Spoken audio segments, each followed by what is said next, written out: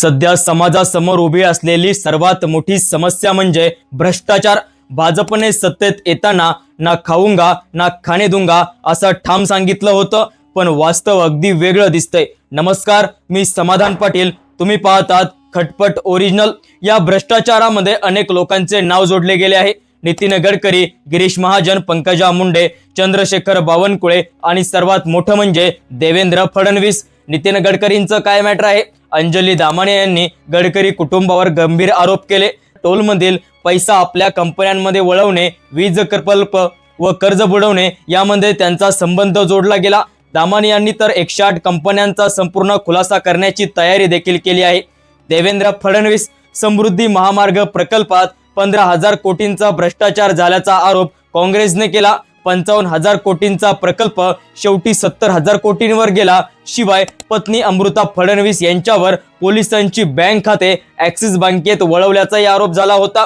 गिरीश महाजन, संजय राऊत यांनी महाजन यांच्यावर थेट सर्वात भ्रष्ट मंत्री असल्याचा ठपका ठेवला। बिल्डर अभिषेक कौल यांच्या सांगल्याशिवाय एकही फाईल मंजूर होत नाही असं गंभीर वक्तव्य करण्यात आलं।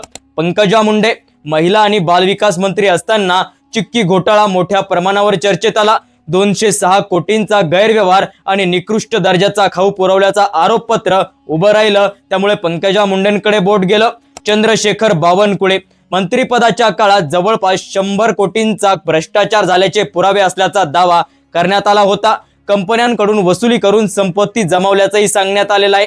बघा मित्रांनो, ज्यांनी स्वतःला भ्रष्टाचाराविरोधी योद्धे म्हणून सादर केलं त्यांच्याच काळात इतकं प्रकरण बाहेर आली। समृद्धी महामार्गासारखे प्रकल्प विकासापेक्षा भ्रष्टाचारासारखे महामार्ग ठरत आहेत असं दिसतं आहे। मित्रांनो, एक प्रश्न या ठिकाणी नक्कीच पडतो, भ्रष्टाचार खरंच थांबला आहे का, की फक्त सत्ता बदलली, खेळाडू बदलले पण खेळ तोच राहिला? कमेंटमध्ये नक्की तुमच्या प्रतिक्रिया द्या आणि अशाच माहितीपूर्ण व्हिडिओंसाठी खटपट ओरिजिनल या यूट्यूब चॅनलला सबस्क्राईब करा। धन्यवाद। जय महाराष्ट्र।